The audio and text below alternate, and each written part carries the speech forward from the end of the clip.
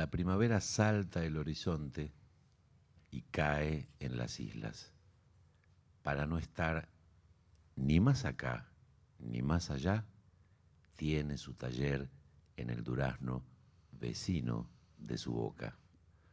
Camina con un solo pie, arrastrando sin ruido su carne y su acompañamiento, y nunca se va del todo, pues ya ha dejado su poema entre el río y las estrellas. Hoy queremos homenajear con alegría y con satisfacción al responsable de este bellísimo poema, que no tiene título o lleva por título un número, el número 10, y pertenece a uno de los varios libros que dedicó a ese paisaje incomparable y a sus habitantes, bípedos y no tanto, que es el del Delta del Paraná. El libro al que pertenece el poema se llama Rama Negra, es de 1971, y el autor, a quien vamos a homenajear hoy, se llamó Carlos Enrique Urquía. Este homenaje forma parte del ciclo Coliseo de Poesía Aventuras del Verso Argentino, que como sus habitués, y hoy hay varios aquí, ya saben, tiene por propósito rescatar la obra de poetas que han sido escasamente leídos o malamente leídos, o leídos y olvidados, una fatalidad que alcanza casi a buena parte de quienes han escrito y escriben poesía, sencillamente porque la poesía tiene una circulación a veces marginal y porque la incomodidad de su palabra no siempre es afín a el afán de entretenimiento y dispersión al que nos convocan constantemente los medios y la realidad cotidiana. El ciclo homenajea también lo realizado por los poetas y las poetas en magníficas revistas que fueron de grupos o de colectivos más heterogéneos, donde los poetas barajaron sus ideas y sus poéticas con músicos, con artistas visuales y con otros artistas e intelectuales. Así hemos homenajeado a revistas como Martín Fierro, como Tarja de Jujuy, como El Lagrimal Trifurca de Rosario, como Poesía Buenos Aires, las revistas, que fueron varias, que piloteó el gran y recordado Aldo Pellegrini, y podríamos seguir. Sin ir más lejos, dentro de 2 semanas, aquí mismo, vamos a homenajear a la revista Yul, importante publicación que entre 1980 y 1997 llevó a cabo una tarea de recuperación de las escrituras poéticas más experimentales del pasado y del que fue su presente. El ciclo se completa con discusiones de actualidad para no quedarnos solamente en el pasado, pero hoy, como decía, queremos homenajear la obra de quien fue un poeta muy singular, aislado precisamente en el lugar donde eligió vivir, en la zona de San Fernando, muy cerca de esas islas que homenajeó en buena parte de su poesía, pero que además realizó su obra en una especie de ausencia de énfasis y de una vocación casi de retirarse de la vida pública, que la hizo particularmente, la hizo pasar especialmente inadvertida, si no fuera por sus propios empeños en vida y por el magnífico empeño de quienes hoy me acompañan aquí, de rescatar precisamente ese conjunto de obras que tienen como eje común ese paisaje y sus habitantes.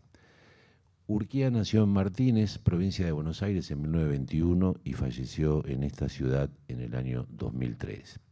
Fue docente, director de Cultura y Prensa de la Municipalidad de San Fernando, fundó y dirigió junto a José Isaacson la revista literaria Amistad y fundó y presidió la Sociedad Argentina de Escritores del Delta Bonaerense, reafirmando su vocación territorial en esa zona tan particular del país.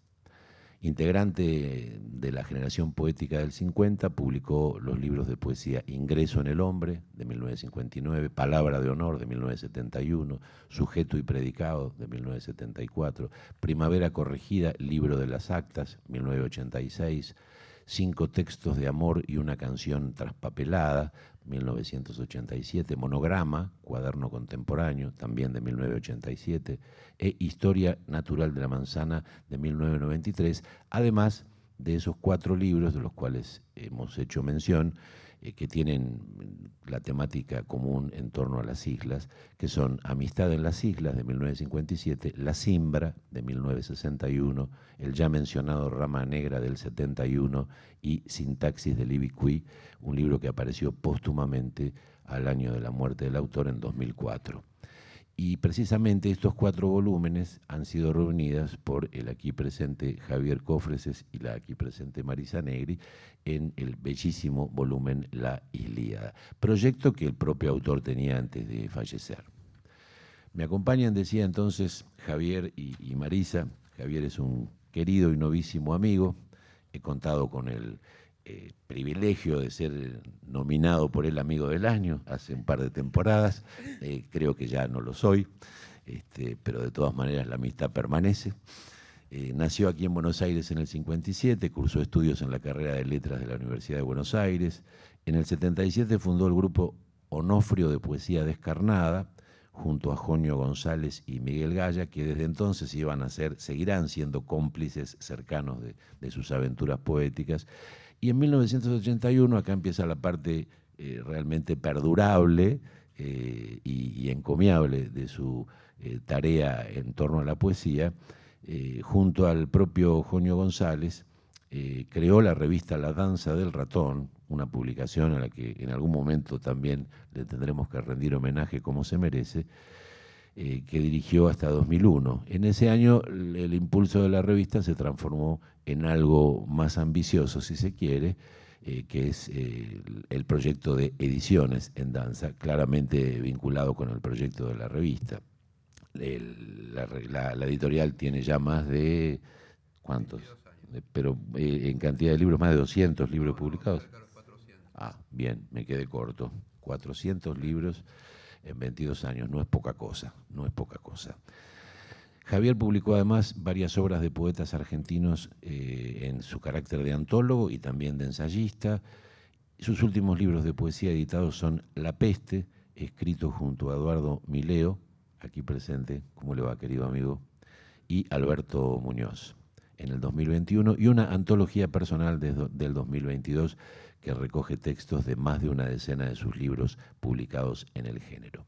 Marisa Negri, nacida también aquí en 1971, es poeta, editora, bibliotecaria y docente rural. Tiene una actividad que está íntimamente ligada al paisaje del poeta que hoy nos convoca. Se ha especializado en educación por el arte, arteterapia y artes del libro, y desde 2010 coordina con Alejandra Correa el Festival de Poesía en la Escuela. Ha compilado la obra periodística de Olga Orozco en Yo, Claudia. Para quienes no lo sepan, Olga, la queridísima y gran poeta Olga, tenía una columna en esa revista dedicada o orientada hacia un público femenino que se llamó Claudia. La compilación es del año 2012. Y junto a Javier Cofreses, las antologías Desenterrado Vivo, del gran Juan José Ceceli, otro candidato a homenaje, 2015, y en el mismo año el volumen que acabo de mencionar, que recopila la obra paranaense, digamos así, de Urquía, La Ilíada. Como libros propios, Marisa publicó, entre otros, Caballos de Arena, 2003, Estuario, 2008, Las Sanadoras, en el 2012, Hebra, en el 2018, Casu, 2019, La Oruga, 2022, La Voz del Ciervo, destacado entre los libros de literatura infantil y juvenil en el año 2022, y Nautilus, de este mismo año, quiero decir, el que estamos transcurriendo, 2023, y desde el 2019 dirige el sello independiente La Ballesta Magnífica. Queridos amigos, amigas, quien quiera abrir el fuego y empezar recordando. la obra de Carlos. Ustedes están viendo, como siempre, un loop de imágenes que incluyen tapas de libros de Carlos, algunas pocas fotos, y también verán que esos primeros planos de peces tienen que ver, si ya vieron el programita de mano que les entregamos hoy, con que algunos de los poemas que personalmente a mí más me emocionan del gran Urquía tienen que ver con algunos de los peces característicos de la zona del delta. Van a ver también por ahí un poema que poco tiene que ver con la producción posterior de Urquía, que se llama Calle de Tierra, que es un poema con una preocupación evidentemente social, que apareció en una revista a la que aquí ya hemos homenajeado, la revista Barrilete, que dirigió Roberto Santoro. Cuando quieras. Muchas gracias, amigo del año 2021, creo que fue. 21. Muchas gracias a vos y muchas gracias a Roxana Artal por la invitación a concurrir a este evento de un poeta que a uno todavía sorprende que haya quien lo pueda recordar, porque como vos decías, en cierto modo es un poeta aislado no solo por su temática, sino por, digamos, no ingreso en el canon, llamémosle así. Así que muchas gracias por esta invitación y por acordarse de Urquía. Y yo también recuerdo que el año pasado, en este mismo ciclo, fuimos invitados junto con Eduardo Mileo en calidad de editores. Editores poetas. Exactamente. Y en esa ocasión pudimos contar con lujo de detalles cantidad de cuestiones vinculadas a Ediciones en Danza, y tengo para mí que fue una de las pocas ocasiones donde pudimos contar y explayarnos con tanto detalle de todo nuestro trabajo. Así que estoy muy agradecido de esta invitación, que bueno, aparte tiene un detalle que no es menor, y es que esto se está filmando. Si bien es cierto que este tipo de eventos no son demasiado concurridos, no tienen muchos asistentes, eso queda colgado en la web, y yo lo comprobé, porque después me vi, prendí, puse ahí biblioteca y estaba eso, así que... Y viste que en el video estás mejorado. Sí, bueno, son puntos de vista, pero aparte, al estar en la web, yo estuve pensando, no es como esas cintas de Canal 7, ¿viste? Que se prendían fuego, que las perdían, esto ya queda. Sí, sí. Lo cual... Es que una biblioteca tiene que hacer eso, una biblioteca es un espacio de la memoria, sí, de la preservación de aquello que merece ser recordado. sí, bueno, pero también recuerdo que muchas bibliotecas fueron prendidas fuego. Y esto, al estar allá, ¿viste? Es como, no sé cómo podrá hacerse, pero está, se preserva. Algún día le prenderán fuego a los servidores que sostienen todo eso, pero es cierto que es más perdurable, sin Sí. dudas. Esa es la intención. Y lo comprobé, como te decía. Yendo al tema Urquía, a mí me gustaría contar una cantidad de detalles y situaciones vinculadas con la edición de nuestra Ilíada. ¿Podemos empezar un poco antes incluso? Si puedo ser tan... Y nací en 1957, podemos... Sí, sí. Bueno, incluso han ocurrido cosas antes de que nacieras que seguramente también podríamos mencionar. El nombre de mis abuelos. Claro, como el Tristam Shandy, ¿viste? Empezamos tu biografía por tus antepasados. No, me refería a... me gustaría que vos, como poeta, lector, editor, esa pregunta después se la traslado también a Marisa, me hablaras de tu relación personal con la obra de Urquía. ¿Cómo la conocés, cuándo y a partir de qué momento aparece esa intención? Perdón por anticipar. No, pero exactamente eso es lo que quería contar. Yo en general suelo jactarme de conocer bastante de poesía argentina, lo cual quiere decir que leí cientos de poetas argentinos, que son los poetas que históricamente estuvimos publicando en La Danza del Ratón en Ediciones en Danza. Ahora bien, uno siempre comprueba que hay agujeros negros, siempre aparecen baches. Yo a Urquía recién lo conocí como poeta cuando yo tenía 45 años, a raíz del libro Rama Negra, que me gustaría también contar la historia de la aparición de ese libro en mi vida. Por favor. Ese libro yo lo encontré en el 2003. Me acuerdo perfectamente porque el 2003 fue un año particularmente importante en mi vida. Por empezar, porque asumió como presidente Néstor Kirchner. Que yo tenga memoria, es el mejor presidente que conocí. Ese año, con mi amigo Muñoz, publicamos Venecia Negra.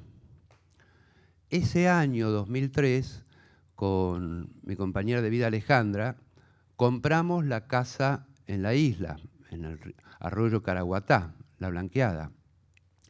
Ese año empezamos a escribir con mi amigo Alberto Muñoz el libro Tigre. Ahora bien, casualmente, paradójicamente, en el 2003 fallece Urquía.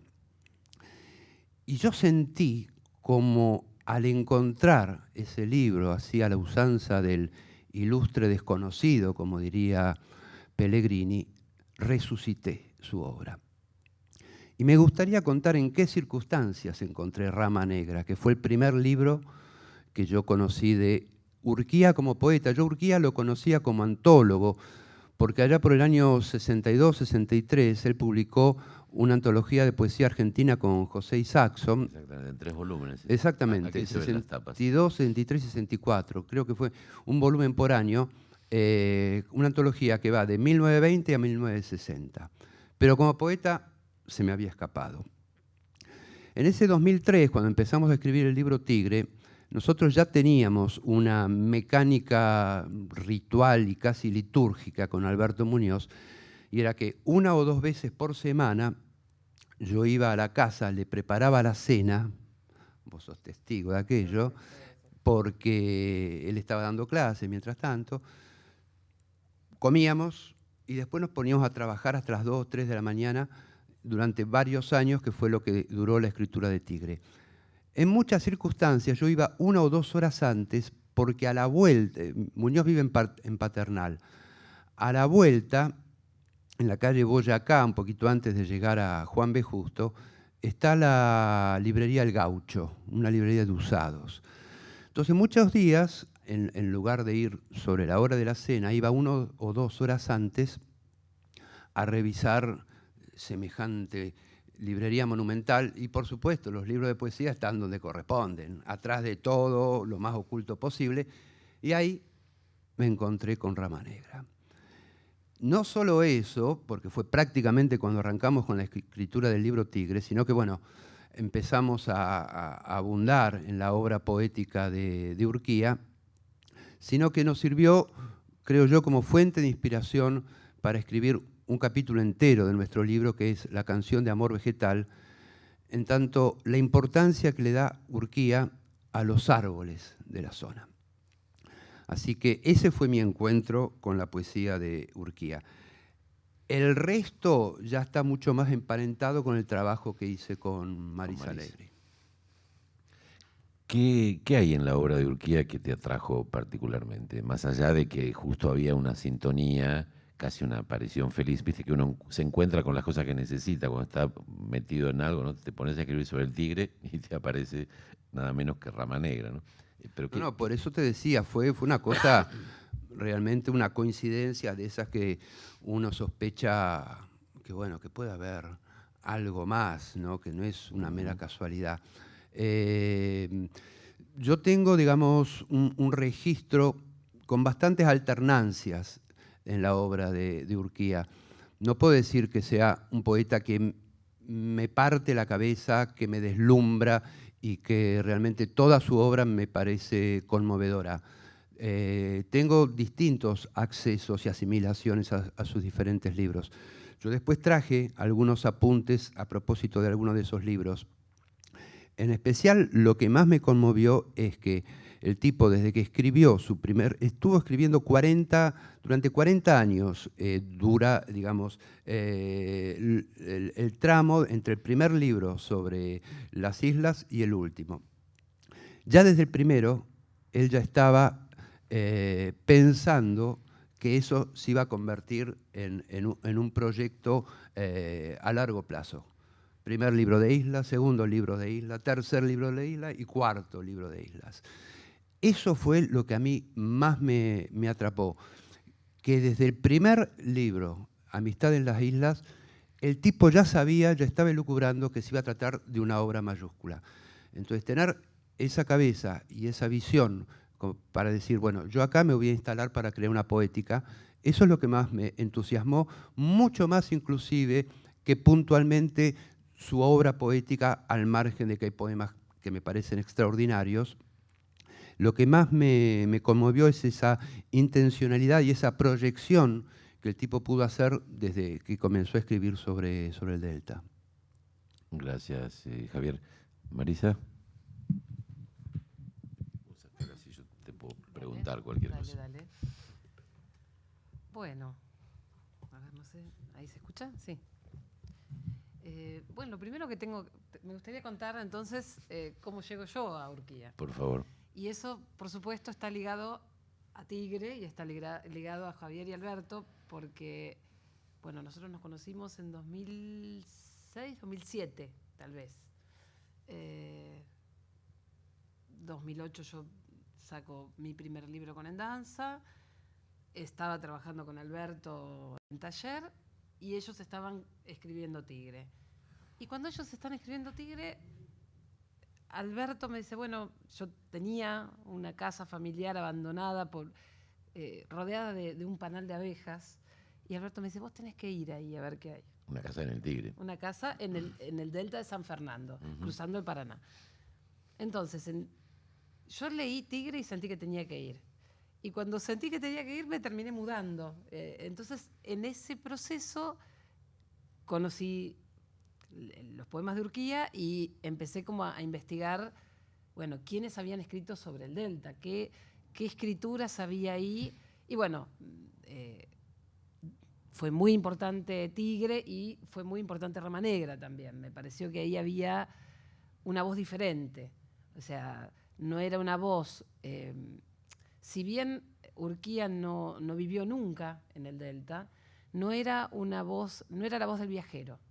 Era la voz de alguien que podía hablar de los árboles, podía hablar de los pescados, pero también podía hablar, no sé, de la gente que vivía ahí. O sea, hay un montón de poemas que lo ponen a él como alguien que puede percibir el paisaje, no de manera bucólica, que era como la tradición que venía de Sarmiento. Una idealización, o sea, de Marcos digamos. Sastre. Si vos lees a Marcos Sastre, parece que los duraznos caen de los árboles y vos te servís. Hechos mermelada, llegan claro, mermelada. Hay árboles de frasco de mermelada. Sí. Entonces me parecía que Urquía traía una voz que era totalmente distinta. Más salvaje, más ligada al poblador, y bueno, y ahí empezamos esta aventura Claro, por ejemplo, cuando habla de La Marea, ¿no? Ese hermosísimo poema. La Marea es una experiencia, es una circunstancia del río que tiene todos los componentes que puede tener una marea. Por momentos es algo verdaderamente trágico, porque es una región que está sometida permanentemente al riesgo de las inundaciones. Es una zona que está siempre amenazada por ese mismo río y por todas sus ramificaciones, que también son su bendición, ¿no? Sí, bueno, y lo que pasa, o sea, viene una marea y te quedas sin luz, te quedas incomunicado. Hace poco hubo hace 3 días, 5 días sin luz, sin señal de teléfono, sin wifi. Se terminó el mundo. Y ahí, por supuesto, uno tiene una buena biblioteca y ahí repasa los grandes éxitos. Y una caja. Por supuesto, claro. ¿Cómo que no? Y una caja de velas. Ay, mucha vela, mucha vela. Si me permitís. Sí, por favor. Porque esto Marisa no lo va a contar. Porque Marisa es emprendedora, muy buena poeta, avasallante, responsable, isleña, pero también es modesta. Entonces yo quisiera contar algunos detalles de lo que significó publicar este libro, que es La Ilíada, que, como decíamos, contiene los 4 títulos que Urquía ya pergeniaba aglutinar en un solo tomo. Por supuesto, ya lo hablamos antes, emprender este tipo de trabajo, donde hay que ubicar a descendientes, a familiares, a conocidos, para terminar de completar todo el material que se necesita para hacer una obra integral, tiene sus complicaciones. Entonces, todos los editores lo sabemos, pero en el caso de este libro, la que se encargó de todo eso fue Marisa, decididamente. Marisa fue quien se ocupó de contactarse con el hijo de Carlos Enrique Urquía, que se llama Carlos Pedro Urquía, y todas las semanas iba trayendo noticias de cómo iban progresando esos contactos. En ese momento, por allá por el 2012, 2013, la unidad básica la teníamos establecida en la calle Jovellanos, en Barracas, y nos reuníamos todas las semanas para hacer este libro. Entonces, cada semana Marisa iba diciendo cuáles eran los avances, los retrocesos, para llegar a la finalización de esta obra. De modo que yo quería hacer hincapié que logramos compaginar el corpus final gracias al trabajo de Marisa.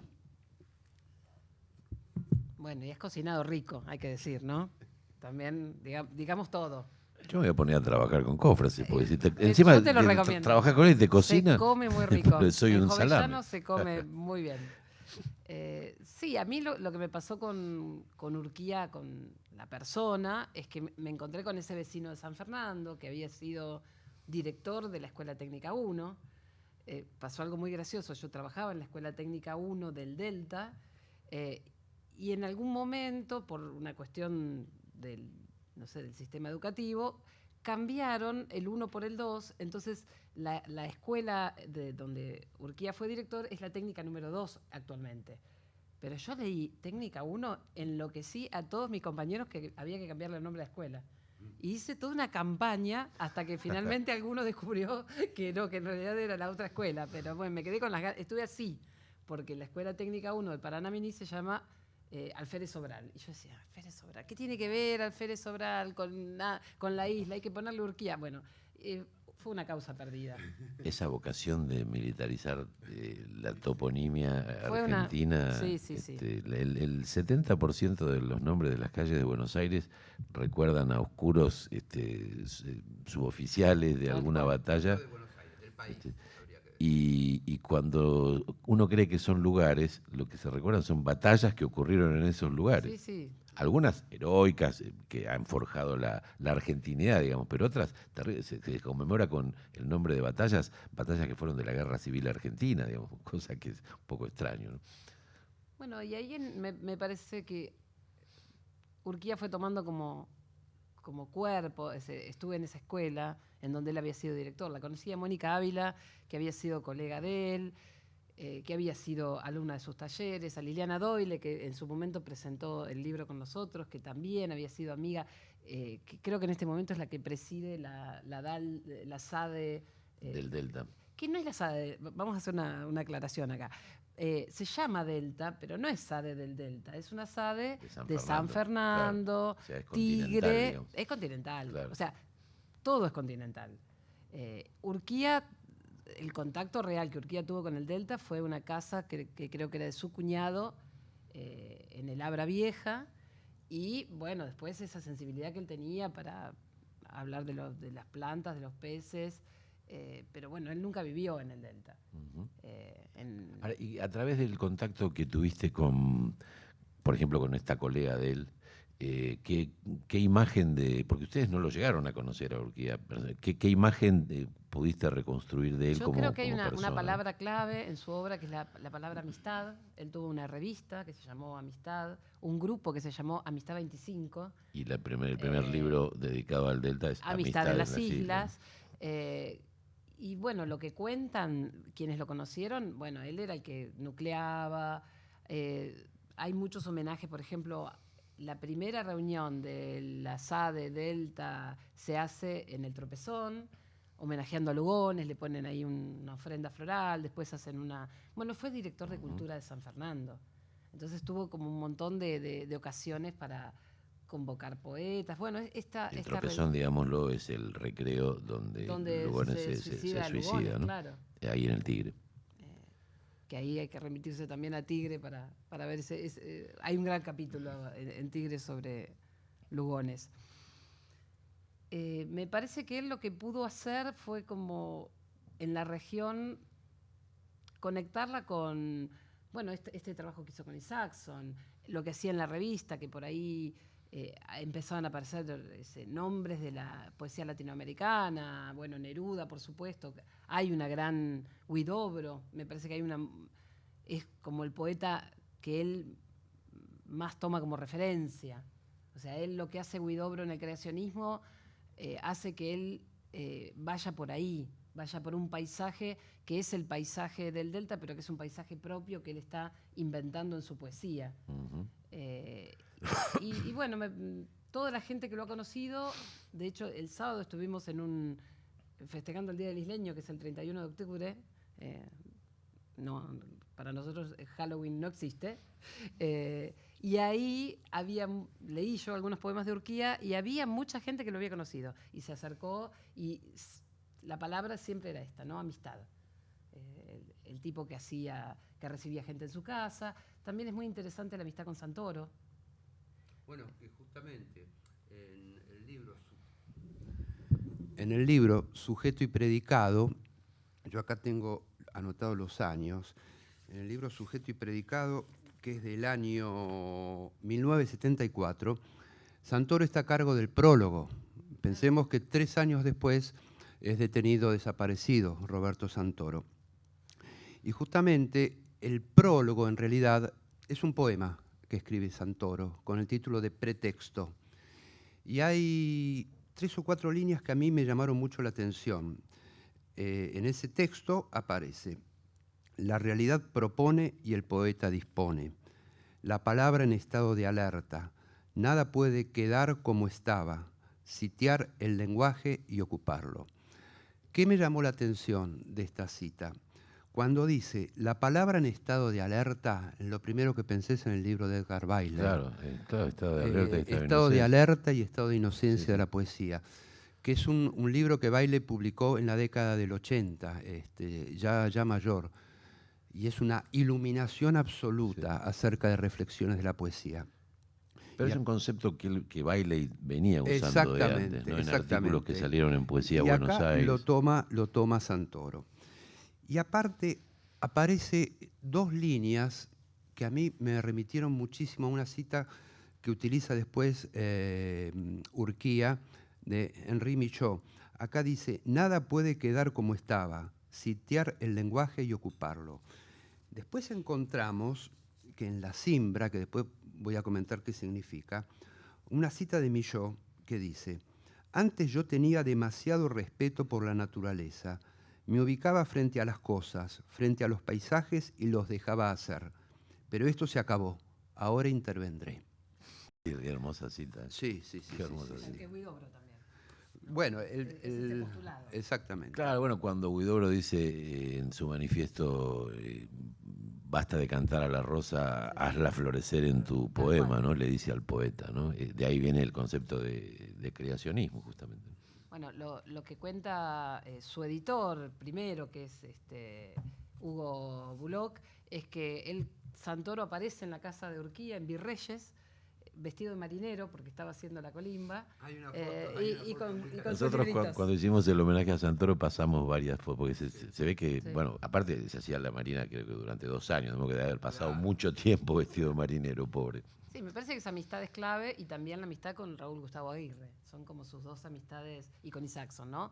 Son como sus amistades que de alguna manera lo ponen Urquía en el mapa de la poesía nacional con esos vínculos. Que él intenta, lo que pasa es que también él es muy localista. Él le gustan mucho las fundaciones, o sea, esto de fundamos la SADE Delta. Le hacemos un homenaje a Alfonsina Storni y hacemos un monumento, tiene algo muy institucionalista. Uh-huh. Sí. De hecho, Amistad 25 también tiene como un subtítulo que es Sociedad Literaria y Patriótica.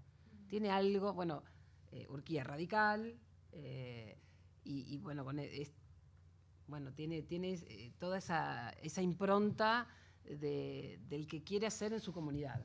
Y desde su comunidad por ahí vincularse con el mapa de la poesía nacional y también con Latinoamérica, que es lo que hacen con Amistad 25.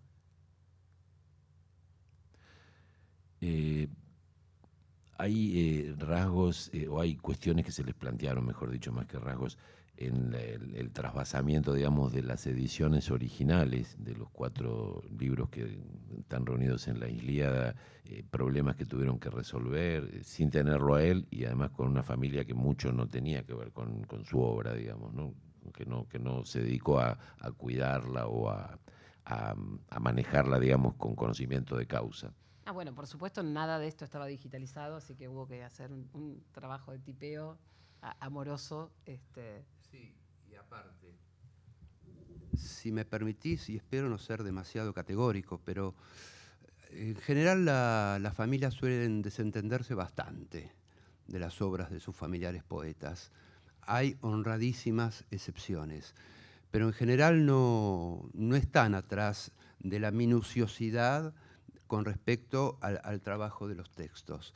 A veces hay requerimientos de otra naturaleza que ni siquiera vale la pena mencionar, pero de lo que menos se ocupan, en mi experiencia personal como editor, es de que se respeten las comas, los espacios o lo que fuere. Bien. Antes de avanzar más en la Ilíada, me parece que hay un detalle que es fundamental. Si nos remitimos al primer libro de este cuarteto, digamos. Amistad en las Islas. Exactamente, exactamente.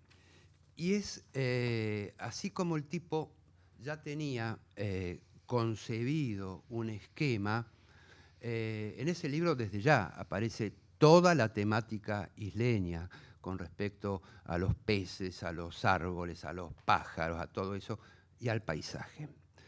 Entonces, hay un poema acerca del paisaje que tiene 4 o 5 líneas, que esas 5 líneas van a ser de acápite en el resto de los poemas.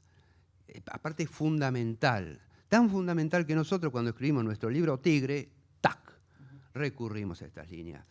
Estos son 5 versos de ese poema del paisaje que dice: en el muelle color de niebla, de troncos desorejados, donde el bagre tropieza y el sol se rompe y cae, he iniciado la empresa de encuadernar las islas. Esa imagen es bellísima. Es extraordinaria, pero aparte está proyectando lo que el tipo ya tenía en la cabeza. Pero este libro tiene un detalle que yo no quiero perderme de decirlo, porque es un detalle que yo no lo vi, lo he visto pocas veces. Este libro tiene 22 poemas y tiene una introducción de 20 páginas de un tal Anselmo Leos, que para mí, a mi juicio, le hace flaco favor tratando de explicar cada uno de esos poemas con una extensión que, no sé, quintuplica o sextuplica la extensión. Peor que el famoso mapa de los cartógrafos chinos del que hablaba Borges, que termina siendo tan grande como la China. Sí. Este era más grande que Pero la China. Genialidad de esto, a mí me parece, bueno, no disfruté mucho ese exégesis, pero lo más genial es cómo poéticamente resuelve esas 20 páginas de prólogo este Anselmo Leos. Dice, textual, uno sale de este libro chorreando agua. Mirá qué poético. Una cosa, es tremendo. Pero así que no quería olvidarme de decir ese detalle. Bueno, no puedo dejar de pensar en... yo estoy cerrando mi ciclo como docente ahí en rural, en la isla, y lo primero que hicimos con los chicos del secundario fue abrir un blog que se llama Encuadernar las Islas. Y ahí están los poemas de los pibes, ¿no? Que de alguna manera... Hermoso blog, del cual robamos algunas de las fotos que estamos pasando hoy sobre el Delta. Claro, que son fotos tuyas, que sacaste vos. Sí, hay fotos de los Bajos del Temor. De hecho, hay un viaje que da hicimos... título a una novela de Vladi Kosiancic, dicho sea de paso. Claro. Los Bajos del Temor. Claro. Bueno, eso queda muy cerca de mi casa y esas fotos son de un viaje que hicimos con unos amigos de por ahí en un barco y casualmente le titulamos esas fotos Amistad en las Islas. No podía ser de otra manera. Sería bueno aclarar, haciendo un alarde de conocimiento isleño, ¿por qué se llama Bajo del Temor? Sí, sí, es un nombre extraordinario. El nombre es extraordinario. Sí, sí, sí. Pero Después parece de una novela de Conrad, parece. Sí, por ejemplo. Después me desencanté un poco cuando conocí, así que ya que me desencanté yo, que se desencanten todos. ¿No? Bajo el Temor es extraordinario. No me digas que hablaban de unos, bueno, ¿cuál es el temor? A encallar. Los hijos pequeños de un señor que se llamaba Temor. No, los bajos no, el temor ¿cuál es? Encallar. Porque es una zona muy, muy baja, donde si no tenés mucha precaución, si no vas con algún vaqueano que te diga más o menos por dónde llevar el bote, la canoa o lo que fuere, encallar. Entonces, temor a encallar. Y son bajos justamente por eso. No porque es un temor es así. hipotificado. Bueno. No dice alguien que estuvo 4 horas ahí, con la bibliolancha clavada, ahí clavada y viendo qué íbamos a hacer si oscurecía y no salíamos de ahí. Yo estuve varias horas yendo a tu casa en el Paraná y no te pasó Recuerdo. Bueno, vamos a decir que la capitana que resolvió el tema está sentada acá muy cerca. También hay que decirlo. Bien por la capitana. Extraordinario. No le vamos a contar esa, ¿no? No tiene nada que ver con Urquía. Lo vamos a dejar pero estabas mencionando algo y yo te distraje con lo del nombre, o vos... No, lo de Bajo del Temor. Claro. Salió el nombre del lugar. No, sí, que es el paso a la isla Martín García. Entonces, nosotros estamos en los Bajos del Temor están a media hora de Martín García. Y es el paso más corto, pero hay que tener esa pericia. Sí, y está señalizado. Las balizas son unos postes que están clavados con unos tachitos cortados de bidones de agua. Son muy efímeras. Y a veces se trasladan y a veces no existen. Entonces, claro. Es curioso, ¿no? El papel que juega el Tigre, el Delta, como querramos llamarlo, en el imaginario básicamente de los porteños, ¿no? Porque es un lugar que está geográficamente muy cerca, está al alcance de la mano, y al mismo tiempo es lo otro completamente de un lugar tan sólido, duro como la ciudad de Buenos Aires. Y son 17.500 kilómetros. Claro, sí. Eso porque tal vez, ahora creo que el turismo llega bastante más allá, pero hay un delta de Tigre, un delta de San Fernando, un delta de Campana, un delta de Zárate, un delta entrerriano. Entre ríos. Y realmente, a medida que vas adentrándote en el delta, es totalmente diferente. Bueno, Roberto Arlt tiene un libro precioso que casualmente en danza también editó en su biblioteca isleña, que son Las Aguas Fuertes del Tianas, en donde él hace entrevistas en el año 41 salen las entrevistas en el diario El Mundo a isleños, y vos lees esas entrevistas y la realidad no ha cambiado tanto. O sea, ellos cuentan sus problemas con la agricultura, con las estacadas, con las mareas, son los mismos problemas de hoy. Y esto, ¿no? A medida que uno se adentra, él dice las casitas de weekend del delta de Tigre, y a medida que cuando cruzás el Paraná, estás en otro delta. Uh-huh. Y cuando cruzás el Iguazú, estás en otro delta. Y bueno, incluso en lugares en donde no hay luz eléctrica, y en donde las referencias son otras. Y tiene como su nobleza, ¿no? Vos por ahí con tu vecino no te hablás por X cosa, porque pone música. Digo, hay todo lo muy interesante del Delta, sobre todo en la segunda sección, es que no hay espacios públicos, solo las escuelas y una biblioteca y un club que a veces, una vez por año, hacen un campeonato de fútbol. Pero al no haber espacio público, la sociabilidad es como medio... Vos te imaginás claro. lo que le pasa al otro. O sea, el otro salió al muelle con una remera roja y todo sucede en la imaginación. Pero frente a la emergencia... frente a la emergencia, el vecino está. Si vos te quedás en el río con una embarcación, alguien aparece y te ayuda. Y eso es algo que es muy, muy del Delta, ¿no? El islero te socorre. Después no te habla más de vuelta y volvemos como al día anterior. Pero bueno, tiene como esas particularidades. Efectivamente hay toda una literatura del Delta, ¿no? no sé si siempre escrita desde el Delta. No es tan extensa. Pero No es tan extensa. que está, por ejemplo, La Ribera de Enrique Guernique. Sí, ponele, pero ponele... Algunos cuentos de Haroldo Conti. Sí, pero estamos hablando, ponele, de obra un poco más sustanciosa. Recién habría que remitirse a 1860, 1870 con Marcos Sastre, Claro. o con el Carapachay de Belgrano, de Sarmiento. Sí, sí. De hecho, hay una revista que no sé si existe todavía, Carapachay. Sí. Está dedicada, está inspirada, digamos, en el nombre de ese Exactamente. libro. Hasta hace una revista hasta hace digital. Un tiempo estaba, de hecho, yo conocí a Urquía en esas páginas. ¿no? Claro. Y ahí empecé a ir para atrás, digamos.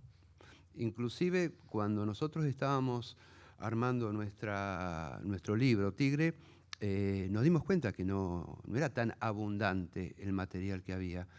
Después, en los últimos 10 o 15 años, yo no sé, pero da la sensación de que hubo un resurgir de la temática isleña. Muchos poetas, que siempre hubo, poetas y escritores siempre hubo, pero tal vez no generaron obra sobre la isla y sobre el delta. No, de hecho, Diana Velesi... Sí, bueno, en la obra de Diana sí se observa alternativamente bastante. allá y en Capital. Alicia Pero en los Genovese últimos también. años vi unos cuantos libros de poetas más jóvenes, chicos y chicas, que escriben poemas referidos a esta zona. Sí. Sí, acaba de salir uno de Celina Alegría, que es una poeta de Delta de Tigre.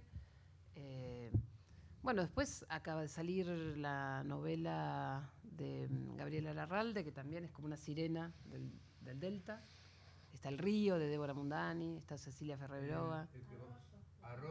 Arroyo de Susana Pampín. Sí. Pero esto a mí me da la sensación como que fue más que nada una explosión en los últimos 10 o 15 años. Antes era muchísimo más aleatorio eso, no. Es decir, me acuerdo porque buscábamos material, bibliografía, y no había tanto. No la había. Por eso cuando encontramos a Urquía, no con uno, sino con 4 libros. Sí, hermoso. Fue una sorpresa. Si lo sacáramos por un momento, cometiendo seguramente una cruel injusticia, a Urquía de ese paisaje y intentáramos ubicarlo en el paisaje de la poesía argentina, ¿dónde lo tenderían a ubicarlo? ¿No? Fue un poeta de los 50, pero bueno, eso es una fatalidad generacional, digamos, ¿no?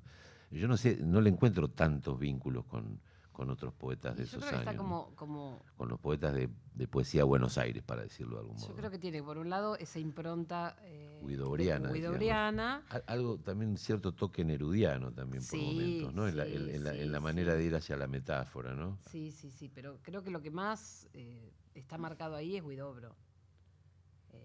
Pero a la vez también conserva como ciertas formas más clásicas. Sí, no es un poeta vanguardista, zamba, digamos, por ejemplo, ¿no? claro. Bueno, no solo la zamba, sino también el tango. Tiene tangos, en claro. Sujeto y Predicado hay un capítulo que creo que se llama Libro de Tango, donde son todos poemas referidos al tango, a Discépolo, al bandoneón, al firulete, en fin, toda la temática tanguera. Y después, 10 o 15 años después, publica un libro, Monograma, creo que es, donde aparecen zambas, que nosotros las incluimos en la Ilíada porque varias de esas zambas están vinculadas al delta. Vale decir que esa cuestión clásica, vinculada con los fenómenos populares, musicales, como el tango y el folclore, se le daba. Yo estaba recordando en el libro Sujeto y Predicado, que es el libro más voluminoso que publica Urquía. Es un libro que tiene alrededor de 90 poemas, muchos de los cuales son poemas en verso, y después hay muchos textos así en prosa poética, llamémosle. Yo recuerdo que en ese libro hay 2 textos, un poema y otro más en prosa, referido a los gatos. Eso lo recuerdo perfectamente. Y para quienes son amantes de los felinos, se los recomiendo. Yo ni bien los leí, se los mandé a mi amigo Jorge Aulicino, que además de coleccionar pipas, colecciona poemas de gatos. De hecho, él publicó su libro de 100 poemas dedicados a los gatos y demás. Así que en ese libro, en Sujeto y Predicado, que es de los 70, no me acuerdo exactamente, 74, que tiene, digamos, una variedad temática impresionante. Es más, ni siquiera estoy recordando ahora, no me acuerdo si hay poemas referidos a las islas y demás en ese libro. Pero es una poética absolutamente expansiva. Inclusive atiende a los gatos. Sí, y hay como una insistencia en la gramática también. Desde el título mismo, ¿no? Desde el título mismo, pero en toda su obra. Él insiste como en encuadernar las islas, como si fuera esta cosa docente de él, de poder trasladar a la poesía. Sí, y darle un orden. Una gramática, claro. una organización. Pero hay algo más fácil. Podemos leer la declaración jurada de Urquía, donde Dele nomás. el poeta más o menos justifica su obra y su trabajo. 1. Luchar contra la realidad, vencerla, salir victorioso. 2. Para que el hombre se convierta en hombre y para que la belleza llegue a ser la palabra de los hermanos. 3.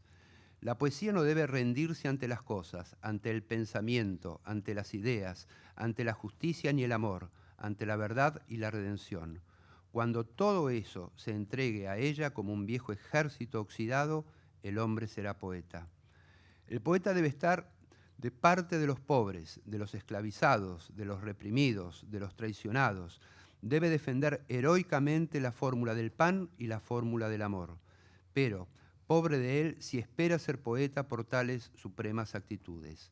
Deberá saber que no se trata de tener razón, sino de tener poema. 5. Tal es la misión de los descendientes de Homero. Esa es la declaración jurada de Urquía, que aparece en Sintaxis del Ibicuí, el último libro de la Ilíada. Bueno, que él ha hecho una militancia de esa declaración, porque eso, antes de aparecer en Sintaxis del Ibicuí, En Rama Negra apareció. y cuando me encuentro con su hijo, con Carlos Pedro, y él me da En realidad yo conocí muy brevemente a su esposa, Lidia, y me entrega una caja con libros, porque él pagaba sus ediciones junto al editor, compartían eso, y había como 100 volantes de la declaración jurada que él repartía. O sea, había como una militancia ahí que él, me imagino que eso estaría destinado a actos públicos en donde él militaba su declaración jurada. Sí, de hecho, esto que aparece en Sintaxis Ibicuí ya había sido publicado unos cuantos años antes, en una versión más breve, en otro de los libros. Es decir, había toda una propensión a... Y de hecho el final de esa declaración jurada es el final también de un poema que yo voy a leer cuando leamos el final, que es el poema 7 de Sintaxis del Ibicuí, ¿no? Esto de no se trata de tener razón, sino de tener como que poder. hay una vocación docente ahí. Una persistencia. Una persistencia en la palabra. Sí. Creo, por otro lado, que hay una... No estoy hablando de las formas, ¿no? Porque son bastante diferentes la estética, digamos, de un Urquía de la de un Santoro. Pero más allá de esa amistad que hubo entre ellos, había una manera parecida de entender esta cuestión de que el poeta debía ser alguien que se comprometiera Una ética. Con los jodidos de la historia, pero eso por sí solo no garantizaba la calidad de su obra poética, ¿no? Que además había que escribir poesía, ¿no? No tener razones, sino buenos versos, ¿no? Poco lo dice también Machado en alguna de las anécdotas que se le atribuyen, o en el Juan de Mairena, por ahí, dice cosas parecidas. Ah, ¿es Machado ese? No te hagas el iletrado. Bueno, no sé si quieren agregar algo más o que pasemos a ofrecerle a la gente que nos acompaña aquí amablemente leamos una breve antología urquiana. A vos ibas a contar de la Simbra, contá eso. No, El nombre, el significado. Sí, porque La Simbra, que es el segundo libro, a mí me gusta mostrarlo, es que tiene una ventaja muy grande con respecto al primero. Anselmo Leo solo escribe la solapa. Claro, ya lo fue. Sí. Y claro, desde la sorpresa no logró escribir más que el libro. Aparte, otra curiosidad, este libro que no sé dónde ni cuándo lo compré, está dedicado a una poeta, María Angélica Bosco. Lo mismo que Ah, está sí, en la que fue narradora también, María Angélica Bosco. está a Margarita Vela Caprile, otra poeta. Sí. Pero lo que quería contar de la simbra es que yo, francamente, cuando conseguí este libro, a pesar de vivir en la isla y estar vinculado con la pesca y todo eso, no sabía lo que significa. Y tal vez muchos de ustedes tampoco lo sepan. Así que se los voy a comentar. Cuando uno está navegando por algún arroyo, por algún río de Tigre, muchas veces observa que hay una tanza de pesca con una boya, seguramente un anzuelo por debajo, que está colgando de un palo, de una caña o de las mismas ramas de las casuarinas, lo que sea. Eso es una simbra. Yo no sabía que se llamaba así. Por suerte, en la primera o en la segunda página ya lo explica lo que es la simbra. Pero es algo de lo más común, de lo más corriente de ver en la isla, pero no sabía que se llamaba así. Era un dato de color, todo suma. Y hay un poema que me parece de los más simples y sencillos que yo leí en mi vida, que está en Rama Negra. Rama Negra tiene una particularidad, es un libro que cuenta la historia de una familia. Una familia que está integrada por un matrimonio y un hijo. Y todos los poemas están referidos a las vicisitudes de esta gente viviendo en esa zona. Y hay un poema de lo más sencillo que a mí me pareció fantástico, justamente por esa sencillez. Vos fíjate. Y yo justo recién me pareció ver un pejerrey por ahí. Sí. Bueno, el poema 23. Salimos a pescar. El bote sube y baja en un balanceo antiguo. Carnada roja, carnada blanca. Las líneas se hunden en el agua. Vamos a buscar las bogas de vidrio, el patí de grises azaleas húmedas y el pejerrey de pantalón listado. Nada más, es una simpleza, pero decís, este tipo está pescando, ¿no? Fotográfico, a mí me gustó mucho. Bueno, vamos a seguir con Rama Negra, que tiene poemas hermosos. Este es el 1. La mano del barro, la del aire, tu sombra húmeda en el río, el árbol apoya su cabeza en el verano. Nosotros llegamos de atrás, desde la nuca, tú te desnudas para que me bañe, yo salgo de mi sangre para estar más cerca. Las lanchas llevan todavía pegado el turismo del domingo. Son insectos flotantes, los huesos de la mecánica, sus ovillas. Con los 2 cuerpos y una sola carne sembramos la memoria. Una biología velocísima nos teje con su chispa. Precioso. Yo voy a compartir algunos de los ejercicios con pescados. Ustedes los pueden seguir ahí desde el programita que les hemos entregado. Alguno que ha llegado después se los acercamos. Son 10 o 12 en realidad, aquí publicamos algunos menos. Están incluidos en la simbra justamente. 1.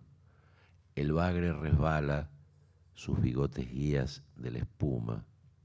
Tiene la temperatura del rocío, la concurrencia autóctona del agua. 2.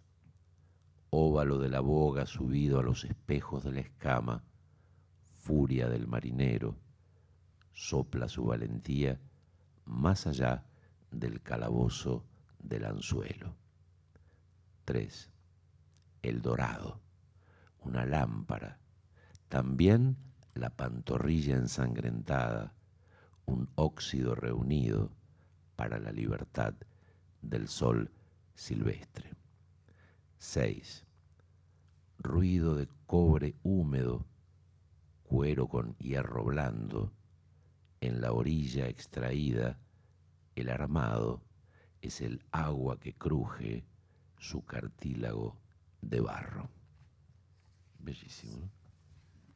Estaba pensando en la imagen de la pantorrilla ensangrentada que pasa cuando estás en un bote y pescás algún pez que tiene dentadura fuerte, como el dorado, por ejemplo, te clava y sale sangre de la pantorrilla.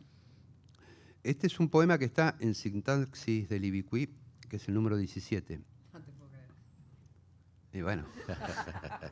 Pónganse. Qué cosa, qué cosa. Como si ni que lo hubiéramos hecho juntos. Bueno, perdón por primerear, ¿querés leerlo vos? No, por favor, adelante.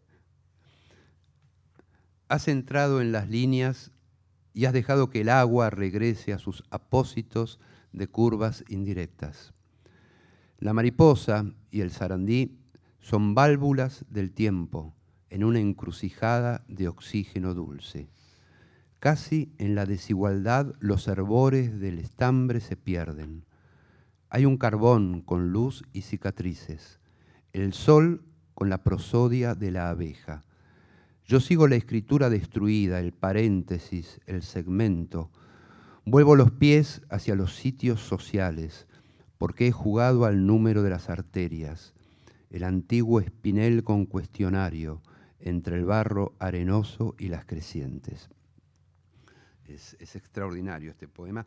Aparte, ya aparecen algunos estertores surrealistas, si querés, en algunas imágenes muchísimo más jugadas que en libros anteriores.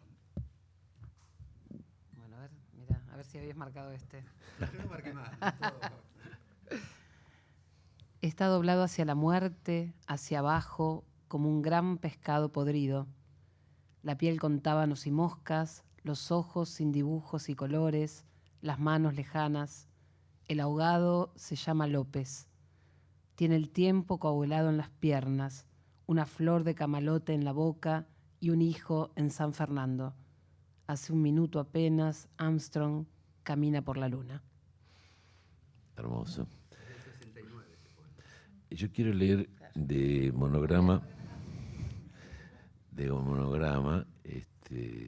un poema que está dedicado a la mosca. Yo descubrí, gracias a el gran Augusto Monterroso, que tiene un librito hermoso, librito digo por el tamaño, que se llama Movimiento Perpetuo, que tiene que ver con distintas formas del movimiento, pero que va haciendo, en paralelo a sus propios textos, va incluyendo pequeñas citas que tienen que ver con la mosca en la literatura universal. Está desde la literatura china, hay un famoso poema anónimo rescatado por José María Arguenas, quechua, que habla de cultivo, una mosca en un vaso de vidrio. Y Urquía también tuvo su poema La mosca, que dice así: posada sobre la nariz del Renacimiento, cruza las patas al bies la torre de Pisa. Vuela los basurales de Berisso dentro de las flores de los manjares. De cerca, un cañonazo en el pan dulce, en el budín inglés.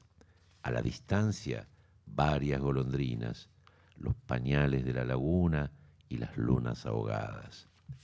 Cierra la ventana, como si el viento se partiera en la columna. Se hamaca la mosca en la percha del sol, abre la ventana para que la llovizna se estire sobre su piel. La mosca cruza las varillas de la historia, perfora las balanzas, hace indicaciones en la señal del mundo. Se viste de libertad con la velocidad del láser y el ollejo de la intemperie, y apoya sus patas inmundas. 5.000 millones de hombres matan moscas. La limpieza pierde los pantalones, se le cae la caspa y la cultura. La mosca zumba sin salir de las fotografías, orina en la soberbia de las computadoras, satisfacción que me roba despiadadamente. Se mete en la nariz del Renacimiento, lo despoja del orden y del reposo. Por fin, baila en los basurales de Berisso.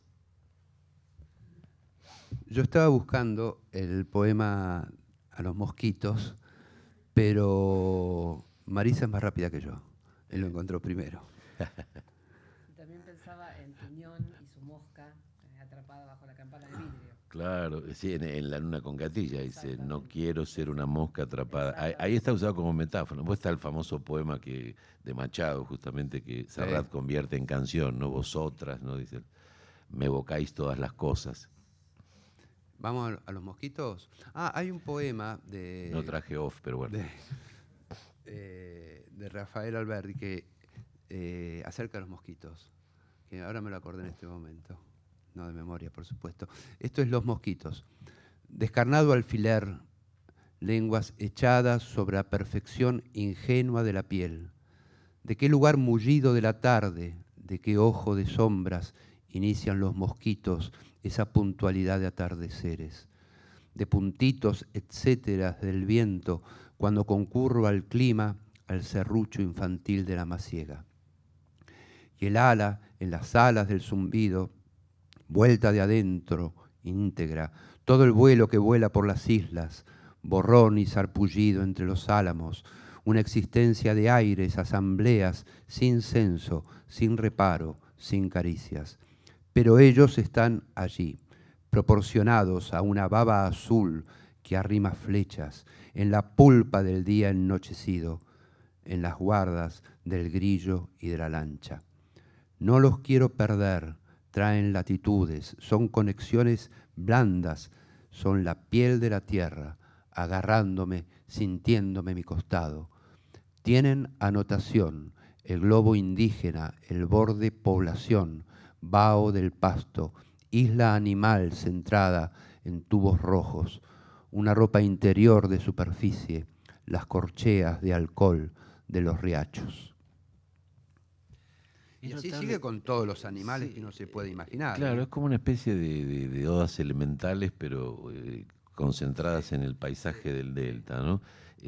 Sin ánimo de inventariar todo, pero sí, sin ánimo de exhaustividad, pero sí en expansión constante.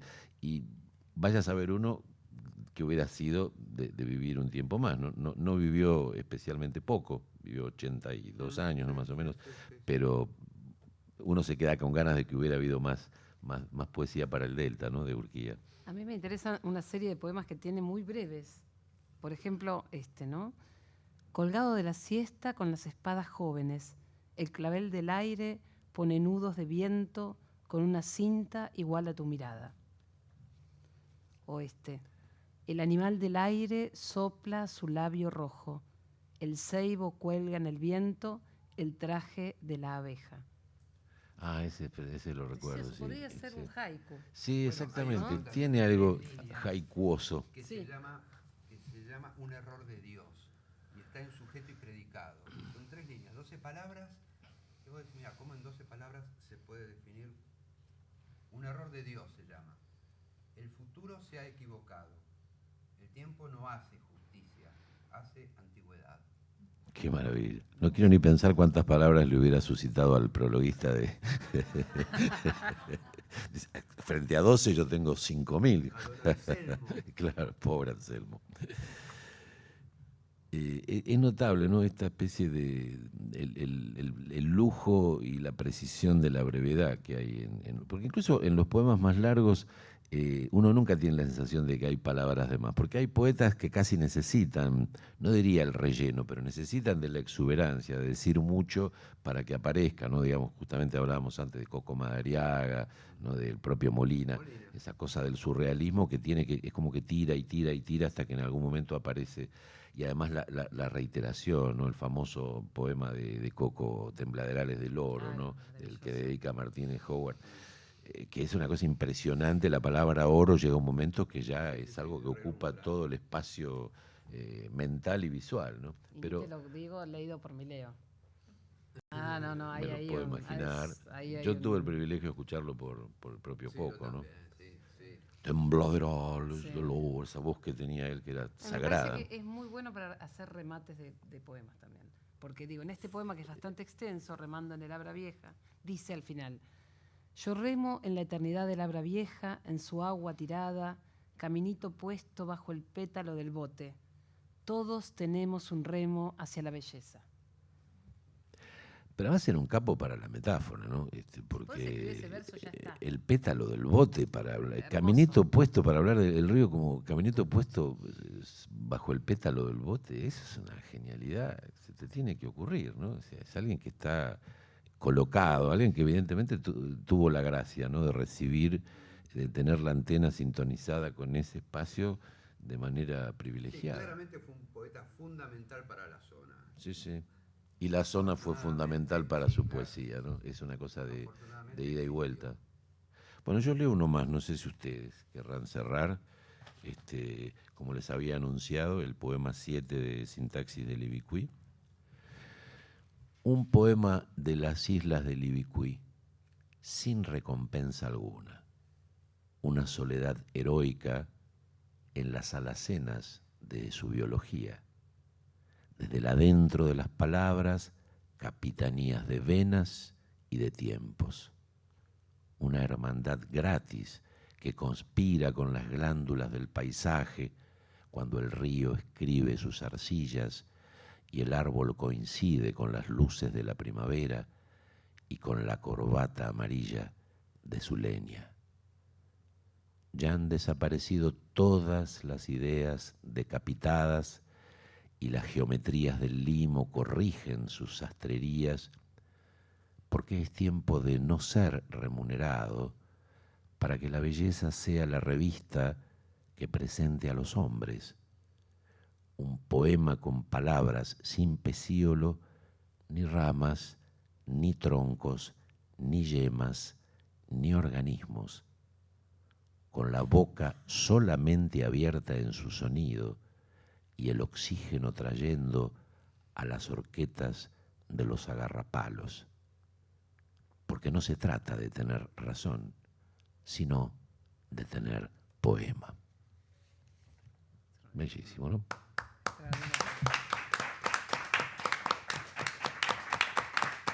¿Querés leer algo más?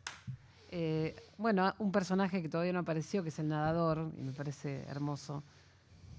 Que no tiene que ver con el nadador de Biel, ¿no? Claro. Que es otro, es un nadador más metafísico, digamos, ¿no? El de Kroll. En el brazo la natación, en los ojos el universo, en la boca, en la respiración, en las piernas, en la elíptica de los músculos, la frente y la nuca contra las persianas del agua. Un aluminio flotante vacía sus botellas. El río cambia sus geografías cuando el nadador hace pie en mi corazón. Bueno, precioso, precioso. Gracias, Marisa. Muchísimas gracias, Javier, por la compañía y sobre todo, y más que nada, por el trabajo dedicado a rescatar una parte fundamental de la obra del admirable Carlos Enrique Urquía. Sí, por favor. Sí. Antes de las tandas, por favor, antes de la publicidad. ¿Vos te acordás que el otro día cuando hablamos te consulté si estaba previsto homenajear a Carlos Latorre? Carlos Latorre es un poeta de los considerados del grupo surrealista, del grupo de Aldo Pellegrini y demás, con una poética extraordinaria. Y justamente yo te hice esa consulta porque en este libro que estaba por acá en algún momento, Sujeto y predicado. Historia natural de la manzana. En este libro a mí mucho no me gustó, la verdad. Pero se ve que al poeta sí, porque lo publicó 2 veces. Lo publicó y después lo reeditó. El título es un lindo decasílabo. Es la historia de un Adán que quiere conquistar a Eva. Entonces, todos los poemas están referidos a eso. Pero, ¿qué ocurrió? Cuando yo leí esos poemas, me refirió absolutamente a Carlos Latorre, a los poemas que él le escribía a Mariluz Latorre, la escultora que fue su mujer. Estaban en esa tónica, estaban en esa sintonía. Inmediatamente me acordé de Carlos Latorre, por eso te pregunté si en algún momento se lo iba a evocar. Vos me dijiste que sí. Si el pueblo argentino quiere que esta gestión el año que viene continúe, puedo prometer que sí, pero dependemos del leal saber y entender, para citar a los viejos escritores del pueblo argentino, ¿no? Bueno, muchísimas gracias a ustedes por estar presentes. Muchísimas gracias a los compañeros y compañeras de la biblioteca que hacen posible este ciclo.